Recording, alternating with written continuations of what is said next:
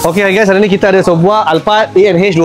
Okay, so owner datang dekat sini, dia upgrade dia punya orang kata Android player, lepas tu dan juga roof monitor. Okay, so nanti kita tengok lah macam mana dia punya result. Dan juga dia tukar steering lah, GR steering. Sangat-sangat cantik lah, yang ni tengah hot selling sekarang ni lah. Alright, so Android player dia ambil memang yang sangat smooth je lah, 4 plus 64GB semua boleh support lah, 360 apa semua boleh support. Tetapi owner cakap next time baru dia nak pasang 360 punya kamera lah. Okay, so kita tengok di bahagian belakang dia punya roof monitor macam mana. Okay, sangat cantik ke tak cantik? Alright, so ini dia punya kotak-kotak tadi lah. Okay, roof monitor dia ambil 14 inci punya lah, nampak? Sangat-sangat cantik lah.